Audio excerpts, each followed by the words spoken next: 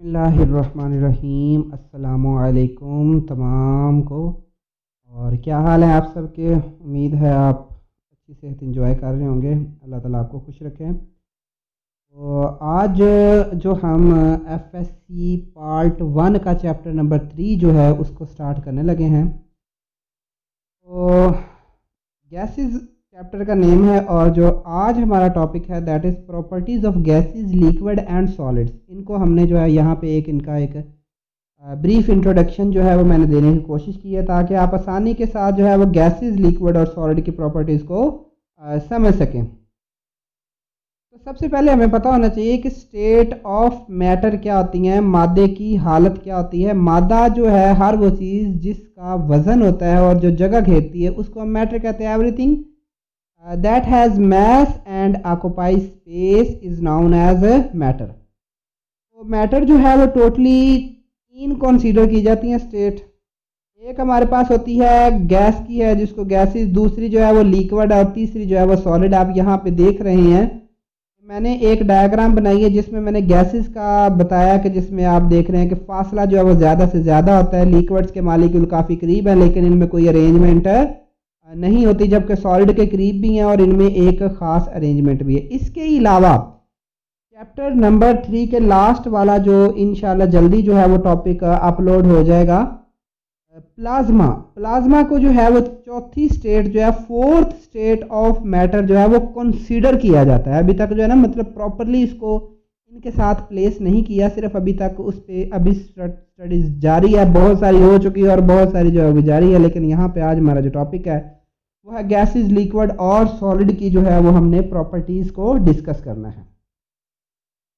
तो पहले हम जो है वो गैसेस की प्रॉपर्टीज़ को डिस्कस करते हैं। तो गैस की पहली प्रॉपर्टी है gases have no definite volume. Gases का कोई भी डेफिनेट वॉल्यूम नहीं होता। तो gases do not have any definite volume, इनका कोई वॉल्यूम नहीं होता। They occupy all the available space, जितनी आप इनको जगह दे देते हैं ये उतनी सारी की सारी जगह को जो है वो कवर कर लेते हैं, ऑक्यूपाई कर लेते हैं।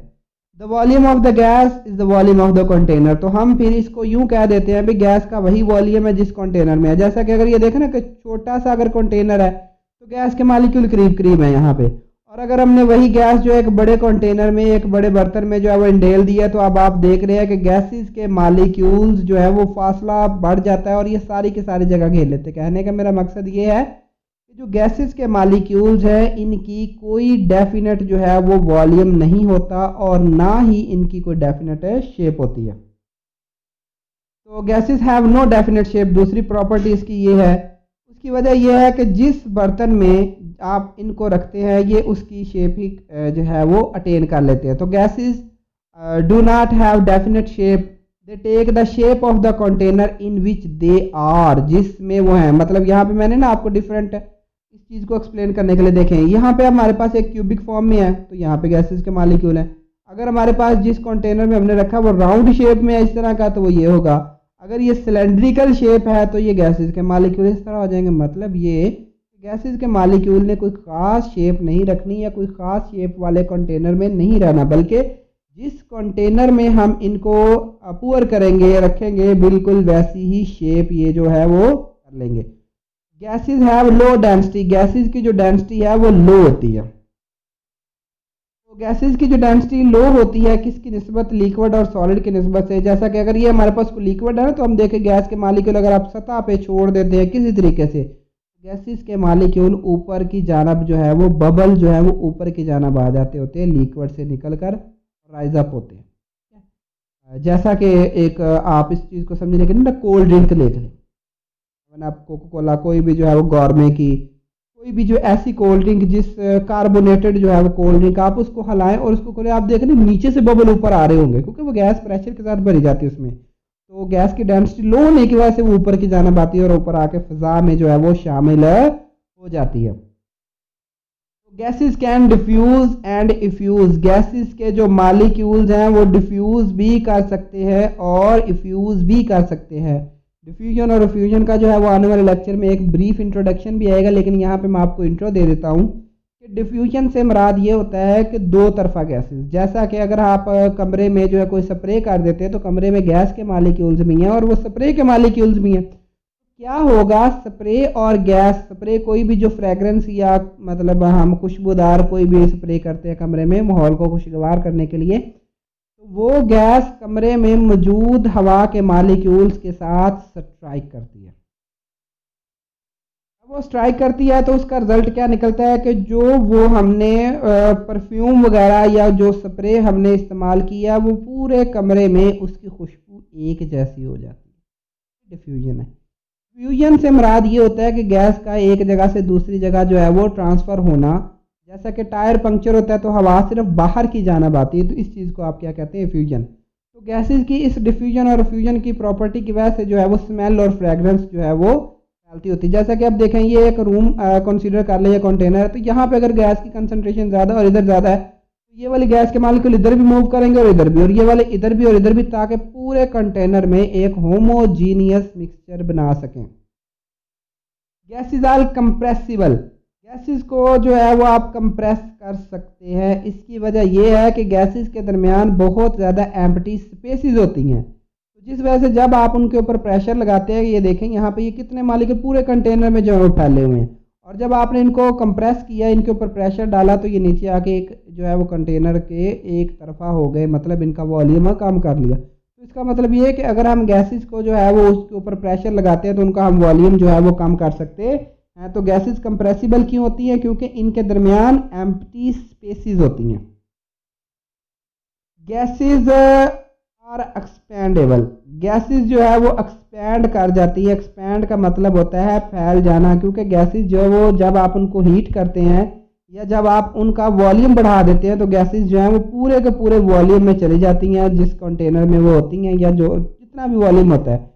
तो अब अगर आपने कोई कंप्रेस गैस को अचानक जो है वो सडन उसकी एक्सपेंशन कर दी, अचानक उसको एक्सपेंशन कर दिया, उसको फैलाव कर दिया, उसको वॉल्यूम ज़्यादा कर दिया, कूलिंग इफेक्ट जो है वो ऑब्जर्व होता है, कूलिंग प्रोड्यूस होती है। और इस फिनोमेना को क्या कहते हैं? Joule Thomson effect. जैसा कि आप देखिए, ये गैस एक कंप्रेस्ड स्टेट में है, हाईली कंप्रेस्ड स्टेट में है। आपने क्या किया, ये जो है प्रेशर हटा दिया तो गैस फौरन फैल गई, और यूं फिर क्या होगा, ये कूलिंग प्रोड्यूस भी करती है। और ये वाला जो प्रिंसिपल है यही एसी और रेफ्रिजरेटर वगैरह में भी इस्तेमाल होता है। गैसेस एक्सर्ट प्रेशर, गैसेस जो है प्रेशर एक्सर्ट करती हैं, क्योंकि गैसेस के मालिक्यूल जो होते हैं ये हमेशा रैंडम मोशन में होते हैं, बेतरतीबी मोशन होते हैं, हर तरफ की जो ये मोशन होती है। तो क्या होता है कि ये गैस के मालिक्यूल्स हर तरफ मूव कर रहे होते हैं। अब गैस के मालिक्यूल्स आपस में भी टकरा रहे होते हैं, लेकिन हम वो प्रेशर ऑब्जर्व नहीं कर सकते। मतलब ऐसा थोड़ी होने वाला है कि एक गैस का मालिक्यूल दूसरे मालिक्यूल के साथ जाकर टकराता है और वो दूसरा मालिक्यूल जो है वो रोता है, वो हमारे पास आता है, जी मुझे इस मालिक्यूल ने इस तरह से जो है वो टक्कर मारी है। नहीं, हम तो ऐसा बिल्कुल ऑब्जर्व नहीं कर सकते। तो क्या होगा कि हम कौन सा प्रेशर ऑब्जर्व करेंगे? जो गैस के मालिक्यूल जिस फोर्स के साथ सिलेंडर की या कंटेनर की दीवारों के साथ टकराएंगे, फिर हमें पता चल जाएगा कि गैस का प्रेशर इस वेसल में इतना है। Gases have week intermolecular forces, gases के दरमियान जो फोर्सेस ऑफ अट्रैक्शन होती हैं वो वीक होती हैं, और गैसेस के मालिक्यूल्स के दरमियान फोर्स ऑफ जो ग्रेविटी होती है गैसेस के मालिक्यूल के ऊपर वो जीरो इफेक्ट रखती है। अब देखो, अगर ऐसा होता कि गैसेस के ऊपर भी ग्रेविटी इफेक्ट करती तो सारी गैसेस ज़मीन के साथ अटैच हुई होती, मतलब हमें सांस लेने के लिए बार बार जो है वो ज़मीन पर जाकर नाक लगाना पड़ता। इस वजह से अब ये हवा बिल्कुल वैसे फैल रही, हवा चल रही है, तो ये ज़ाहिर कर रही है कि ग्रेविटी जो है वो नेग्लिजिबल इफेक्ट रखती होती है गैस के मालिक्यूल्स के ऊपर। अब हम प्रॉपर्टीज ऑफ लिक्विड डिस्कस करते हैं जी। प्रॉपर्टीज ऑफ लिक्विड में सबसे पहली प्रॉपर्टी है liquid have definite volume. Liquid का जो है वो डेफिनेट वॉल्यूम होता है, मतलब लिक्विड हैव डेफिनेट वॉल्यूम से मुराद ये है जितना लिक्विड है उसने उतना ही अपना वॉल्यूम रखना है, लेकिन फ़र्क सिर्फ इतना है कि इनकी जो डेफिनेट शेप नहीं होती। जैसे कि पानी है, अब एक गिलास वाटर हो हमारे पास, वो हमेशा एक गिलास वाटर ही रहेगा। ये नहीं होगा कि आप उसको प्रेशर लगा के, मतलब कहने का ये है उनका डेफिनेट वॉल्यूम से मुराद ये है कि जितना वॉल्यूम उनका है आप उसको प्रेशर लगा के कम नहीं कर सकते। तो जब लिक्विड एक जितनी क्वांटिटी है उसकी उतनी ही क्वांटिटी रहेगी। तो इस तरह से इनका जो है वो डेफिनेट वॉल्यूम होता है, लेकिन शेप नहीं होती। जैसे पानी को अगर आप गिलास में डालते हैं, देखते हैं वो गिलास जैसी हालत हो जाती है, कप में डालते हैं तब भी वैसी। इसी तरह कोई भी लिक्विड ऐसा है जितना मर्जी वो गाढ़े का गाढ़ा हो, जैसा कि शहद है, जिस बर्तन में आप डालते हैं आप देखते थोड़ी देर बाद बिल्कुल उसकी उस जैसी ही शेप हो जाती है। तो इसका मतलब ये है कि उनकी कोई डेफिनेट शेप नहीं होती। Liquid molecules are in constant state of motion. Liquid के मालिक्यूल्स भी गैसेस के मालिक्यूल्स की तरह हमेशा हरकत में रहते होते हैं।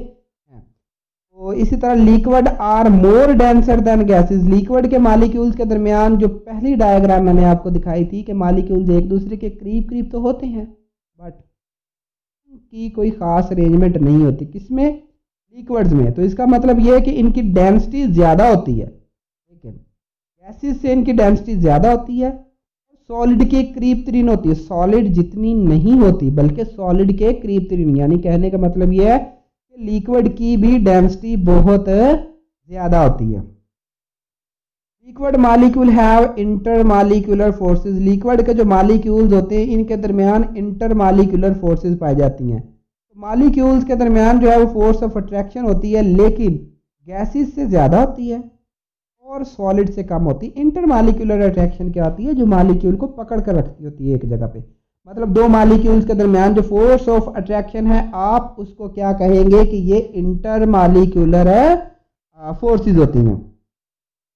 Liquid molecule have kinetic energy, क्योंकि लिक्विड के मालिक्यूल भी रैंडम मोशन रखते हैं, लिक्विड के मालिक्यूल भी मूव करते हैं। तो इसका मतलब ये है कि हरकत की वजह से the energy due to motion is known as kinetic energy. Kinetic energy होगी तो लिक्विड जो होता है इनको आप सॉलिड में कन्वर्ट कर सकते हैं कूलिंग के जरिए से, यानी कि इनकी काइनेटिक एनर्जी को कम करके। तो अब हम जो है कुछ प्रॉपर्टीज जो है वो सॉलिड के पढ़ते हैं। याद रहे एक चीज़ ना आप जहन नशीन कर लें, ये जो थर्ड चैप्टर है ना इसमें ज़्यादातर जो डीलिंग हुई है वो हुई है गैसेस के साथ। चैप्टर नंबर 4 में सॉलिड की जो है वो और लिक्विड की जो है प्रॉपर्टीज हमने ज़्यादा डिस्कस करनी है, लेकिन यहाँ पे थोड़ा सा कंपैरिजन समझाने के लिए है। अब solid particles are very close to each other. पहली प्रॉपर्टी इसकी कि जो सॉलिड के पार्टिकल्स होते हैं वो एक दूसरे के साथ होते हैं और वो टाइटली पैक्ड होते हैं, और इस टाइट पैकिंग की वजह से जो पार्टिकल्स होते हैं वो नॉन कंप्रेसिबल होते हैं और नॉन डिफ्यूजेबल होते हैं। मतलब गैसेस के मालिक्यूल जैसे डिफ्यूज करते हैं और लिक्विड के मालिक्यूल जैसे डिफ्यूज करते हैं, सॉलिड के मालिक्यूल डिफ्यूज नहीं करते। मतलब आप एक ईंट एक कमरे में रख दे 10 साल भी हो तो वो वहीं की वहीं पड़ी रहेगी, मतलब उसने डिफ्यूज नहीं किया। इसी तरह से solid have strong forces. Solid के दरमियान जो फोर्स ऑफ अट्रैक्शन होती है वो स्ट्रॉन्ग होती है लिक्विड और गैसेस के मुकाबले में, दोनों में। तो इस वजह से क्या होता है कि इनके जो पार्टिकल्स होते हैं वो फिर्मली टाइटली पैक्ड होते हैं, और यही वजह है कि गैसेस के मालिक्यूल की डेफिनेट शेप भी होती है और डेफिनेट वॉल्यूम भी होता है। अब यहाँ पे आपको तीनों पॉइंट क्लियर करता हूँ। जो गैसेस है उनके दरमियान जो फोर्सेस ऑफ अट्रैक्शन होती है ना वो ना होने के बराबर होती है, लेकिन लिक्विड में होती है, लेकिन इतनी स्ट्रांग नहीं होती कि वो उनके पार्टिकल्स को एक जगह फिर्मली जो है वो रख सके। लेकिन सॉलिड के मालिक्यूल्स के दरमियान फोर्स ऑफ अट्रैक्शन बहुत ही स्ट्रांग होती है, जिसकी वजह से वो इनको एक जगह पर रख सकते। तो सॉलिड के पार्टिकल्स के दरमियान जो मोशन होती है वो वाइब्रेशनल मोशन होती है। मतलब ये अब देखें गैसेस का और लिक्विड का, उनके दरमियान जो है वो मोशन है वो काइनेटिक एनर्जी वाली है, मतलब मूवमेंट रैंडम मोशन है, लेकिन इसमें सिर्फ और सिर्फ वाइब्रेशनल मोशन है। वाइब्रेशनल मोशन क्या होती है कि पार्टिकल्स अपनी ही जगह पे जो है वो वाइब्रेट करते रहते हैं आगे पीछे। जज़ाकल्लाह। अगर आपको ये लेक्चर अच्छा लगा हो तो आपने अभी तक मेरा चैनल सब्सक्राइब नहीं किया, प्लीज़ सब्सक्राइब माई चैनल और वीडियो में कमेंट करके जो है वो अपनी राय का इजहार कर दीजिएगा कि आपको ये लेक्चर कैसा लगा।